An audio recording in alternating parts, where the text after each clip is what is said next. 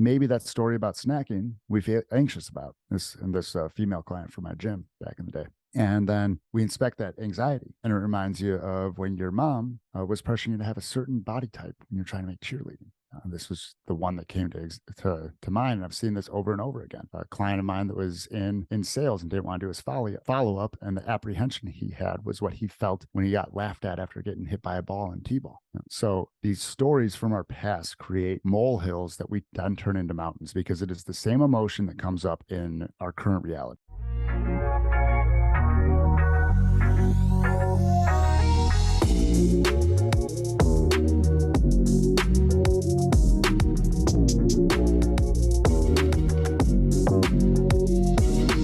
Let's impact some men today. I think we're going to do a great job. What's going on, guys? Welcome to the Modern Man Podcast, where we connect men in pursuit of their potential. Join us as we embrace discomfort, cultivate community, and put wind in each other's sails. If you're ready to take your personal and professional growth to the next level, be sure to like, share, and subscribe to the podcast. And don't forget to check out the Noble Knights Mastermind Group, where you will find the support, accountability, and mentorship you need to achieve your goals. Join us and become a part of a community of like-minded men on a mission to improve themselves and elevate their capacity for life. I'm excited to get some wind in our sails today from personal coach, helping men go from dad bod to father figure. It is my pleasure to have Chase Tolison on the call. Chase, how you doing, man? I'm doing phenomenal. And Ted, your skills on your intro and the message that you have there, that's top tier, man. That to be able to bring that in organically, that's awesome. I appreciate it. And that's just through repetition, and the work that we don't see behind the scenes always shows up in front. I always say, if they're not there to see the work, they'll still see the work somehow, some way. But speaking of work, I want to focus on yours and have an opportunity for you and the audience to get acquainted. I'm going to step out of the way. I'm going to let you take the microphone, take the show, take the YouTube video, speak directly to the audience about who you are, what you do, and then we can kind of hop into our conversation a little bit more, man. Well, yeah, appreciate that. To get this full story, we can go back to when I was 4 years old. My father had a weight bench in his bedroom, and fitness was just a thing that happened. There wasn't any like, oh, I got really overweight and I needed to get fit. I didn't play many sports as a kid. I played baseball, not at a very high level. I had an 88 IROC Z. I wore a leather jacket. I smoked too much cigarettes and cannabis during high school, and I worked out. I was that kid. The goal for me when I was 12 was I had a size 8 head. So I was really, really skinny, and I had a size 8 head. I was getting called a bobblehead. So I was trying to add mass. And, speaking when I was 12, when I was 13, 9/11 happened. And this is contextual here because my father was an airline pilot, second generation United airline pilot. And I was in line to be a third generation pilot. Well, when your dad gets laid off for 6 months and you see the industry gets flipped on its head, the cash isn't there to start learning how to fly when you're 14. Now, what happens to Chase? He kind of drifts through high school wondering, what am I going to do? Got out of high school. I messed around town for like 4 years, and I started talking to branches of the military. The Air Force wouldn't give me a spec war contract, a special warfare contract to go be a combat controller because of my eyes and my record. The Army said they wouldn't give me a Ranger contract because of my record. The Navy told me that they would waive my record, a misdemeanor cannabis possession charge from when I was 18. I'm 20 at this time. If I went and got LASIK, if I went and got my eyes fixed. So I went and got my eyes fixed. I started running and swimming. And I go up to contract in on January 26, 2010. I'm like, yeah, I'm ready. Let's go. I'm going to be one of the 30% that makes it through BUD/S and becomes a Navy SEAL. And they go, sorry. New instruction was sent out 5 days ago. Can't be a SEAL. And at this point, I've been talking with branches of the military for almost 2 years. And I went through this process of trying to get my second cousin, who was a senior civilian at Missile Defense at the time. Now he's senior civilian Department of Naval Intelligence. He handed my package to the deputy chief of naval personnel, who said, sorry, can't help him. I was like, fine, get me out of town as fast as possible. Fast in 2010 was 2 months. They said, okay, cool. You leave in 9 days and you're an engineman. I spent 4 years working down the engine rooms. When I went in, I thought I was going to drop a package and go over to BUD/S. Well, I got put on a really small boat, and I'm really good with a wrench in my hand. So they said, sorry, you're too good. Even if you get accepted, we're going to hold you here. Wow. Uh-huh. And this is all coming to a point of me deciding to get out of the Navy and become my own boss. And I opened a gym. And at this point, I thought I was my own boss. And I realized my clients were my boss. And then I realized that I had never really been my own boss because I wasn't in control of my own story. And, this is wrapping up about 4 or 5 years of the gym as I came to this conclusion. And that's when I shifted what my online coaching is, what the brand is now, to helping men take control of their story so they can rediscover their most authentic self. And it starts with fitness. I plaster fitness stuff all over because a lot of guys like fitness helps. It's a phenomenal gateway drug to personal development. And a lot of people are just trying to feel how they think fit people feel. Yeah. I almost introduced you as a drug dealer because of the gateway drug being fitness into personal development. But I didn't want to put anything more on your record than you already have. Hey, they never caught me with that one. All right. There you go. There you go. Chase, man, amazing story. Keyword story, because when you mentioned you weren't in control over your own story, that changed things. How important is it for the people listening to understand that whether they think they are or they think they're not, they are living by a story? It is absolutely paramount. In the fitness world, I used to think that habits and routines and what you're doing was the foundation. And really, I was trying to build the ground floor for my clients without laying the foundation. The foundation is the story we tell ourselves about ourselves. And it is absolutely paramount. And men, especially, because a lot of guys are coming around to the work and there's still that, we'll say, immature masculine or hyper masculine, or a warrior in overdrive, so to speak, resistance to no, I got this. I don't have anything to look at. And I promise you, my friend, there's a story running in the background, and there's a good chance that at least part of it is not serving you. Yeah. What do you say to those guys? And you know what? I'll use myself as an example, and I'm an example on the podcast a lot, so that's okay. But on the outside looking in, the inception of this podcast in itself started from an area of inadequacy and insecurity, and leaning into more comfort with who I am, which helped me want to spread the message and build a community of men being their best selves. But from the outside looking in, I was on TV, I was working a good job, I was moving up in the markets, I was making good money. Nobody would have any reason to question if I had inner work to do, because by all definitions of society, I was successful and well on my way. How do you tell somebody who is in a similar position, being successful, that, man, they still have work to do? And still using me as an example, as far as I've come in life, I still have more work to do. I have that realization, but how do you open up someone's eyes that doesn't? Well, to your last point, the minute we stop doing the work is the minute we die, as far as I'm concerned. There's always work to be done, and that's not like some hustle porn kind of there's a new stone to be turned. And to answer your main question, my good buddy Joel Cochran, the first time he was on, he had me on his show. He asked me, what is the specific hell that you solve? And I said, because I have experienced this when I had my brick and mortar fitness facility. And I asked, I remember 2 guys specifically that this happened to within like a month. And I had started into the story work and the deeper identity work. And these guys, they could afford a few $100s a month for a membership, personal training sessions here and there. They drove decent cars. Their kids went to college. They checked all the boxes.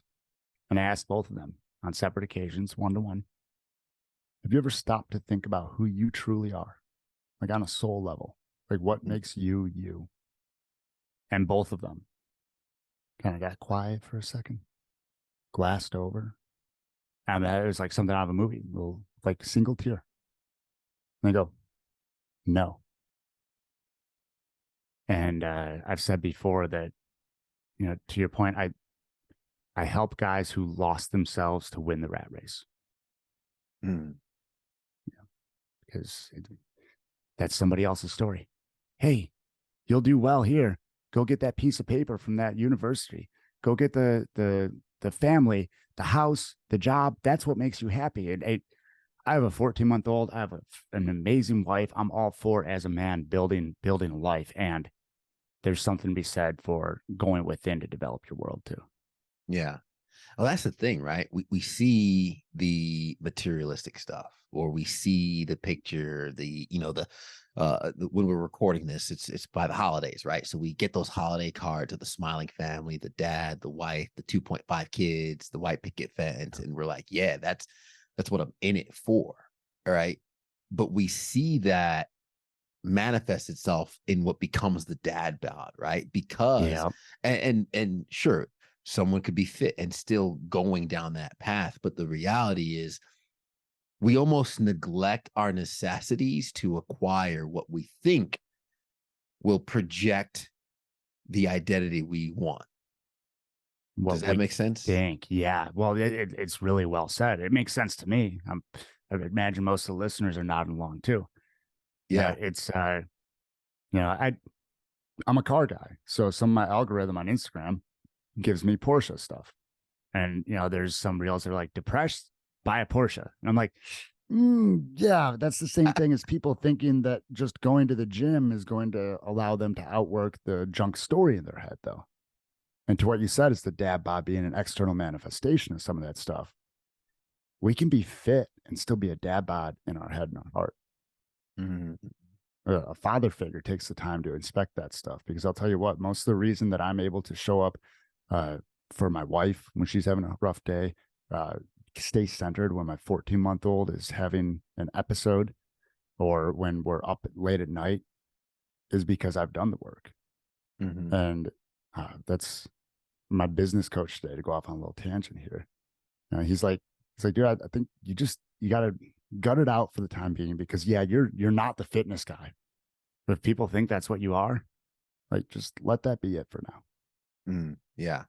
But I mean, it works because I think fitness, to your point, being the gateway drug to self development, for me, fitness was the first controllable thing I had Yep. that provided change for me. So once I started changing my body, it became, ooh, what else can I touch? What else can I Hmm. do? I've shown proof of concept of a program followed over a course of time yielding results. And that was the foundation that led to everything else for me, to your point. Yeah. It's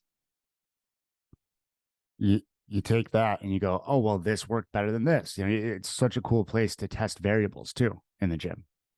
And like, oh well, this made me feel this way. And if we do fitness well, we can check in with our body and check in with ourselves, as opposed to running away from ourselves. And I think that's an important distinction to draw when we talk about it being the gateway drug to personal development. Because Mm. I've seen some people that, that no days off, grind hard, and there's a season for the go, and there's also, oh, no pain, no gain. Like, how about minimum effective dose?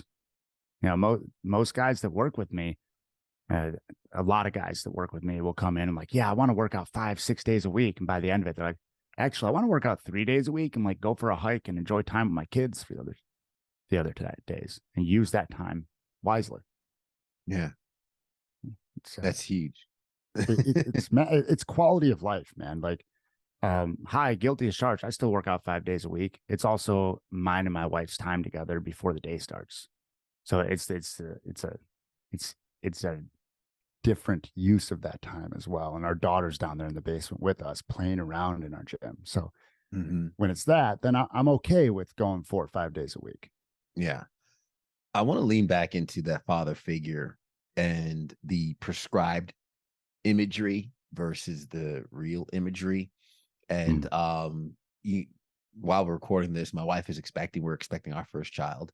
Oh, Um congratulations. appreciate it. Appreciate it. A little baby should be born by the time this goes to air. And by the time folks are listening at home, you probably see me MIA on social for a little bit because I'm spending time with little boy or girl. But that has led to me doing a lot of deep dives, doing a lot of journaling, identifying a lot of things within myself because I want to find any generational trauma or any trauma I'm holding on to and filter that out before I pour into this little nugget, right? And that's Mhm. my thoughts towards a father figure. But what we're prescribed is you know, the father that makes the money or the coach Mhm. or all these other things. Yeah. Um, what does father figure mean to you? And for anyone that's listening, any man listening, wanting to be the best father they can be, what are some of the things they should unpack within themselves to become that father figure? Oh man, I love this question. And leave it to somebody who we have mutual connections with, some serious gangsters, to be hitting me with the big questions today. I love it. I love it. Oh man. Uh, you know, I want to touch on what you said there first, that the coach or the one that provides, and that, yeah, that's like, that's been the dad's role for eons, like what we think of as a father, right? And then you get the dad that makes 6, 7 figures, has an 8-figure net worth, goes, coaches the games, and then blows up at his kids because they interrupted him watching football, or sleeps in or stays up too late drinking, and then has zero emotional intelligence to connect with his kids. That's, to me, a father figure. And like, yeah, if that's the role in your household, and and you're there to create, which that's my main goal. Like, I've had everything else that I'm about to talk about. The main thing I'm driving for is to retire my wife, because up until our daughter was born, up until the day our daughter was born, my wife thought she wanted to keep working after she was born. Mm, So I was like, okay, cool. Like, we'll keep flowing with the way it is. So the whole providing thing is one thing I'm driving hard at. The rest of it, I worked this whole thing backwards, right? Because I had this other stuff that I'm about to break open.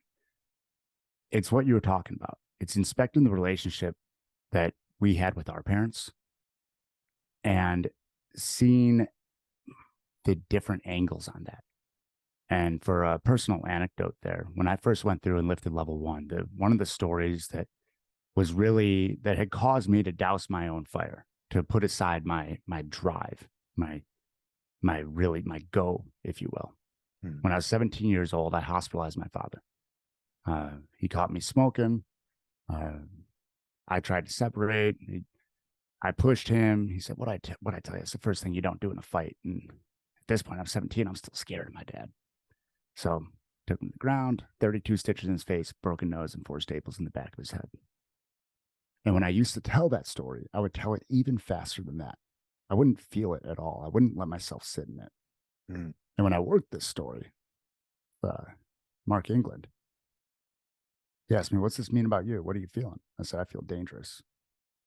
And I realized that I had locked some of my power away because I thought I was dangerous. And this was over 3 years ago now. And over the next 2 years after I worked that story, I saw different layers to it, because there's layers to these generational things. Because at first I was blaming myself. And then I started actively blaming my father. Like, well, he bullied his 17-year-old into fighting him. And then I started realizing that I had driven that wedge in between myself and my father from my side of it, regardless of what happened. And now, as a father, I understand that he likely had pulled that wedge out a long time ago. Um, I had driven that wedge in subconsciously. And this was just earlier this year. I'm sitting in meditation, and all of a sudden I start pondering this situation. I just start weeping, and everything floods back in, all the good memories of my dad. mm. And I grabbed my phone. I pulled up notes. I said, "I see you, Dad." I said, "I remember going down the slide in the backyard on skis. I remember sitting on your foot when I was scared of the garbage truck. I remember this. I remember this." And I went, and my wife was already sleeping because I was meditating. Uh, I went into our walk-in closet and I just cried for like 20 minutes. And then I sent my dad that note. And I go through those layers of going all the way back to, "I see you, Dad," because in this generational stuff, there is yeah, that stuff happened. And there's a very good chance that our parents made some ground, that they did the best they could. We're the first generation to get access to this stuff, Mm-hmm. to really widespread, like, to have especially guys doing the work. So I lay that all out, because a father figure understands that the ancestral stuff impacted him, and it also impacted the further ancestral stuff, impacted the generation prior to him. And a father figure truly understands that it is, in my personal and professional opinion, the main task of a father is to create a generation that is better than him. If iron sharpens iron, so does one man sharpen another. But if you're a man and you're alone or listening to this, then who sharpens you? What's going on, guys? Ted Thayton here, host of the Modern Man Podcast, also founder of the Noble Knights Mastermind Group. And I'm just out here encouraging you to find your circle. Maybe you're on a personal growth journey and nobody around you understands the new mentality that you're possessing. That's okay. You can find an online community that will pour into you, will navigate your goals and navigate your obstacles, share their experiences, resources, and more. Join the Noble Knights Mastermind Group and try us out for free to tap into a community of men helping each other scale up and reach their goals. Check out themodernmanpodcast.com. That's powerful, man. I appreciate you sharing that too. Because we don't realize how, and you just extrapolated one story. And I imagine the countless stories that so many of us have in our heads that have helped shape an identity, which results in how we show up, which then plays into how we behave, act, our habits into the life that we end up having. So what did it mean for you after sending that message? How you move different, how your identity might have changed? What was it like after that experience, reworking that story to how you showed up the next day when your wife woke up? Lighter, much lighter. Like that stuff. I mean, even though I had worked angles on that story before, that was stored in my nervous system, stored in my tissue. Mm-hmm. And I slept better, woke up lighter. My dad and I have better conversations. My dad has been very appreciative of that message since then. He's used it when he's having a hard day. It's ripples, and it's difficult to describe accurately the impact that being able to see your story for as close to what it truly is as possible has. And I've heard it described the simplest definition of enlightenment is to be able to see reality as it actually is. So when you can break your own story open, well, then that's when you get to see reality as objectively as possible. And the kicker there is the key to doing that is to allow yourself to feel every last bit of that story all the way through. That's what people shy away from, though, right? The feeling. Yeah. Joseph Campbell said, any feeling felt all the way through is bliss, or any feeling felt fully. I'm paraphrasing, and that was a Joseph Campbell quote. Yeah. And dude, a great example. I'm sure listeners have had some loss in their life, and I lost my little brother a little over 2 years ago, suddenly. All right, man. And thank you. And still, if that grief is coming up, I feel it. And there's a difference here, though, between, oh, I'm sad because my brother died, so I'm always going to be sad. Now, if something comes up, if there's a moment, like I let myself feel it, and then I leave it where it lies. And I think where a lot of people go astray here is that they don't fully feel. So then that thing is following them and dragging with them. I went in on the 2-year anniversary last Monday, and I read my storywork document with like 5 or 6 stories of the day that my brother died. And I sat my beanbag over in the corner back here, my moon pod, and I just bawled.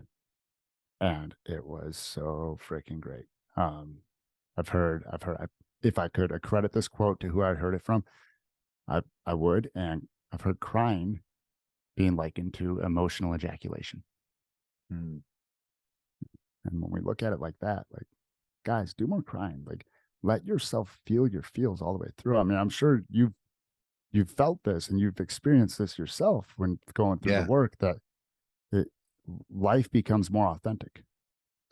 I find myself to have more of a range of emotion.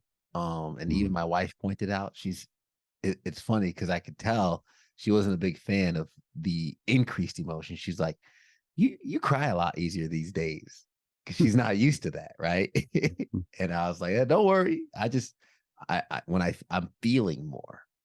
And that used to be a big problem of mine. I used to be, as described by my wife and other women that I've dated, you could be so cold, you could be distant. This might sound familiar to some of the guys listening, right? Um, I'm very logical, very regimented. These were I not only were these ways I was described, I took pride in being described that way. I was like, of course I'm cold. Yes, I feel I said, I understand the emotion. I just don't act on it. And all those things that I have been notoriously known for. I equated that to strength, stoicism of it all. But to your point, I mean, and I don't even think my wife knows this. I have a good cry on my own sometimes. I have my little chair over here, and I'll do breath work, or I'll sit, I'll meditate, and there's times I'm folding laundry and I just stop, and emotion hits and I need to sit down and cry. Which I never shared this on the podcast, which is actually relevant now because um I had the thought of, this time next year I could be a father. And ironically, this was almost a year ago to when our first child is due. And I dropped to my knees and I cried. And I had that instant, that thought that happens, which most people miss, is your choice to embrace the feeling or hold it down, keep moving. I'm doing something. I have a t-shirt and pants in my hand. I'm walking to the washing machine, which is currently running, and I got to get these clothes in there. But no, I stopped and I dropped and I felt it and I processed it. And I don't know what that overwhelming feeling was, but I just wanted to accept it. This time next year, you could be a father. Holy crap, you could be a father this time next year. The miracle of life. All of this hitting me, which through actually more story work came into fruition with my 2024 goal, from me being excited to see the miracle of life because I'm in disbelief of life, has now led to I am in belief of the miracle that is my life, that I have created and continue to create and will create through my action. You could see those layers and how I got there. It wasn't just a quick conclusion. I had to look at it, feel it, stare at it, share it, and do that work with someone else who trusted, Kyle. We did that work together, and it's opened up my eyes. And I just want to open it up for anyone who might be watching, listening. They might not be familiar with story work, the Lifted method, or your coaching practices. Explain that really quick for some of our listeners into what it looks like, and some of the benefits that they can get from it, because I've seen them in my life, and clearly you as well. Ooh, some of the benefits is some of the more outliers, some of the fun ones is, I worked a story, and we'll get to what it is here in a second. I worked a story with a client of mine from a really brutal story from his childhood when he was curled up in the fetal position. And as we're working it and doing release statements and getting through it, he feels cracking and popping in his upper back. This gentleman did CrossFit at the time, and he couldn't overhead squat to depth before this story. After we worked it, all of a sudden his thoracic spine is opened up enough and he could overhead squat to depth because it released the tension in his tissue. I've seen stuff like that. I've seen people lose weight just like seemingly just from the story work, whether it's, they do less stressed eating or their body down regulates, who knows? And it's like, we touched zero in the coaching besides story work with these individuals. That being said, what is it? Well, like we said, we all operate on stories. Like our subconscious, our reticular activating system is on a consistent search and edit mission for our reality. And those stories are built by words, and words are Words create worlds. Abracadabra from the ancient Aramaic for with my word I create. So story work, I work with my clients via Zoom on a Google document, and we get stuff written down. And oftentimes we'll start surface level. We'll start with, I want to quit snacking. Okay, cool. And we read that out and we breathe through it. There's 4 different, you've experienced it. And for the listeners, there's 4 steps. You title the story and you write it out. Then you read at conversational pace. Then you read it at 70 to 80% speed. And then you read it with a breath at every period, most of the commas and some of the ands. And then we check in with the feelings after each step.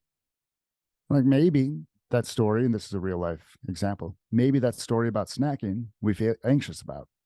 This female client from my gym back in the day. And then we inspect that anxiety.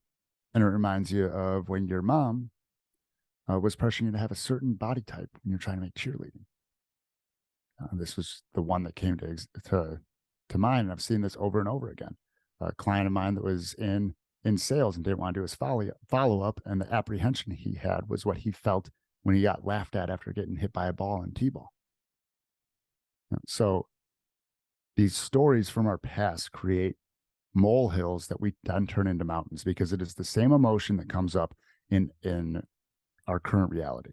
And because we have yet to process that emotion from the back that we continue dragging through life, everything else piles on and it gets even heavier and heavier until it drags us down.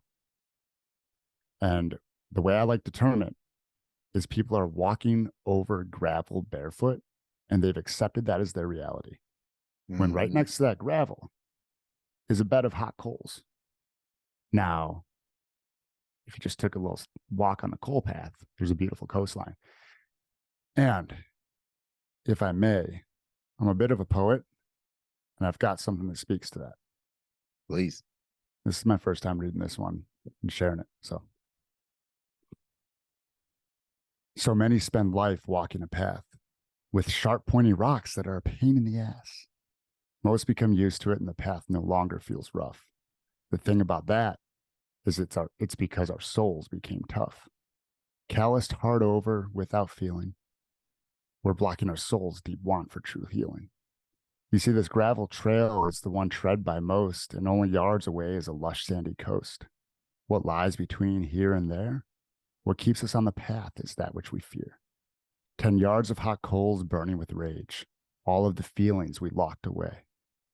The fear of the pain keeps us on this uncomfortable path, when we'd be on that beach in the sand if we made peace with our past. Every once in a while comes along a brave soul, a leader, a rebel, willing to walk on that coal. He walks on the embers and creates generational shifts, and from on top of his shoulders a great weight does lift. The coals were daunting, and rightfully so. He realizes, though, that he was his own biggest foe. The fear of the coals was all in his head, and walking on gravel had him living while dead. With his soles in the water, grinning ear to ear, his soul is unbothered. He now lives free from fear. He has felt all his feelings and risen above. He operates from a place of true self-love. What path are you walking, my weary friend? Will you be the one to finally buck the trend? I think right there is the father figure many people listening would aspire to be. 100%. Going through that. Man, why is it so scary? Our subconscious has an almost autoimmune response to looking at it. Is the best way that I've come to describe it. Is eons ago, change could kill us. So our subconscious says, well, wait, that's change. And it's kind of scary to look at because we've created a story about it. So we're not going to do it because that's change and it could actually hurt. It's like, well, yeah. And if you lean into that resistance, you'll get more resilient. It's the same thing as loading more and more weight on your back for a back squat. Your legs are going to get bigger. You're going to be able to lift more. You'll be able to jump higher, throw your kids in the air more. Like, it's the same thing. The more resistance you lean into, the more resilient you get. And the self-love and all of that, the true love is great. And creating resilience in your nervous system so that you can regulate how you operate is paramount too. You said something at the beginning of the episode, which I'd love to bring full circle here coming up towards the end, Yeah. about with fitness being the gateway drug. You said people, something along the lines of people lean into fitness because they hope it would feel the way that they think those who are fit feel. Mm-hmm. Uh, and I love coming full circle because while we talk about fitness being the foundation that got you started, and it has been a theme throughout much of your life, throughout this whole podcast episode, the results of that father figure really weren't about fitness. It was about what was underneath. And I imagine the people you work with and the men you work with who come to you with the dad bod, they might think they have a workout problem or a fitness problem or even a nutrition problem. But that's just simply not so. No, because workouts and nutrition are for free on YouTube and Google these days. If that was all it was, they would have solved their problem eons ago. Mm. They have a self-belief and a self-worth problem, or shall I say opportunity. And the cool thing is once they admit that and realize that, they can bring it full circle. And the thing about fitness being a gateway drug is sometimes people can go overboard on it. Mm-hmm. Sometimes people operate in fitness the same way, or at least a very similar way to how an alcoholic operates with a bottle of tequila, and they use it to run from themselves. And I want to draw that delineation there, that you can use fitness to build yourself, and you can also use fitness to keep yourself stagnant. I've done both in the past. Mm-hmm. Building yourself is much more fun and much more fulfilling. What would you say to anyone listening, any of the fellas listening, who might be stuck in their dad bod mentality, dad bod figure, dad bod identity?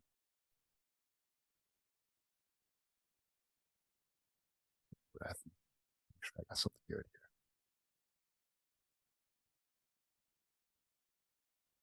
It's up to you. And it may not be your fault that you have the programming running in your head. It is damn well your responsibility to set a better example for the next generation, though. Love that. Chase, how can folks find you, connect with you, work with you? Instagram is where I'm most active, at coach_Chase_Tolison. Depending on when this gets released, I'm on a wait list through December. We'll be picking back up in January. I only work high touch one-to-one with people. I'll be standing up a community in 2024, and I onboard 4 clients per month and 4 clients only. So Instagram or chasetolison.com, and the Way of the Primal Man podcast. Mm-hmm. My man. Yeah. Last question, usually the heaviest question. Even though we've been pretty intent throughout the episode, but what is, and it might be something you've mentioned already, or it might be something different, but what is something you've seen or something that's happened to you that shapes the way you view the world as a man?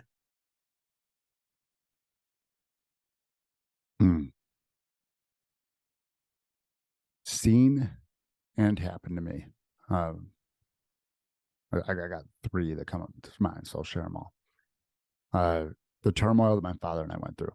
That wasn't the only time we came to physical blows. It was the only time that medical services were needed. There's a whole shift that happened once I changed that. Once I came around to seeing what the levers that were really being pulled. The Navy, 4 years in the Navy, and seeing that some guys just want to be treated like fully grown children. They're in there using it as a babysitting service for adults. And that one lit as much of a fire as it could to always stay moving forward. And then my brother passing. Anytime I'm somewhere with anyone I care about, the Irish goodbye does not happen anymore. I give them a hug. I tell them I love them. I make sure they know. And I'll really drive that home. Pick up your damn phone. Text the people you care about. Because you don't know when they're gone. I'm about to start working with another client who just recently lost his brother unexpectedly. So I got this real quick. And then I almost made this alive. I almost went live on Instagram last week, and I was like, I'm not going to yell at people like that. And it was going to be, you selfish, hurt little child. You're really complaining about the holidays and having to see your family? Like, what about what's going on in their head? And are you really going to hold on to that hurt when they leave this earth? If they were to leave tomorrow unexpectedly? Or are you going to all of a sudden feel guilty? And if you would feel guilty if they pass tomorrow for the way that you're treating them, it's time to pick up a phone and mend that relationship. It's huge. And I know someone needed to hear that, because it's true. Chase, I appreciate you, brother. Thank you for not just coming on the podcast, but sharing so willingly and so openly with the audience and myself. I know it's very much appreciated. And thank you for the work that you do with your clients and continuing to pour into others. I know it can be scary work for some to go through, and you being able to facilitate that says a lot. So much appreciated, brother. Thank you, Ted. I appreciate you very much. Absolutely. I also appreciate you folks at home, the listeners, making it all the way to the end with us. And I'm going to share some of the gems along the way that Chase shared. Starting with, I wasn't in control of my own story, because when we say personal coach, helping men go from dad bod to father figure, while most think it's fitness and nutrition, it's the stories that we tell ourselves that continue to run us. One question I wrote down that I didn't get to ask, which, I mean, I can conclude, it was a post you posted not too long ago: stories equaling beliefs, equaling action, equaling character. And how we need to focus on those stories that we are living day in and day out, which plays into our beliefs, our actions, and our character. Losing yourself on the rat race. If you are focused on a prescribed vision, a prescribed view of what success looks like for you, whether it's the white picket fence, the house, the wife, the 2.5 kids, the cars, the job that you work to barely be in the house, but you're paying for that house, all that, the rat race, you will be sacrificing parts of yourself in pursuit of that. Not saying you can't have nice things. I know a lot of people who are fulfilled and have nice things, but it's what you chase first and what the foundation and the motivation behind that action is. A minimum effective dose. You don't always have to be max speed. I've actually said this on a number of posts. F1 drivers don't stay on the gas all the way around the course. If you don't brake, you can't take the turns that life throws towards you. And then seeing reality for what it actually is. Are you still living these false stories and letting that perpetuate and turn those molehills into mountains? Or are you taking a look at reality, identifying how you feel, reworking that story, and living a better purpose afterwards? It's not your fault, but it's your responsibility. And you know how we feel about responsibility on this podcast. Take it. It's yours. Guys, thank you so much for making it to the end. If you like this episode, hit that like button, that subscribe button. Share this with a friend you know can get value from it, because that is the best and highest compliment you can give us. Leave us a rating to let us know how we're doing. It's the only way we can improve. And as always, as we say at the end, everybody wants the sunshine, but they don't want the rain. But you can't get the pleasure without first the pain. Let's grow.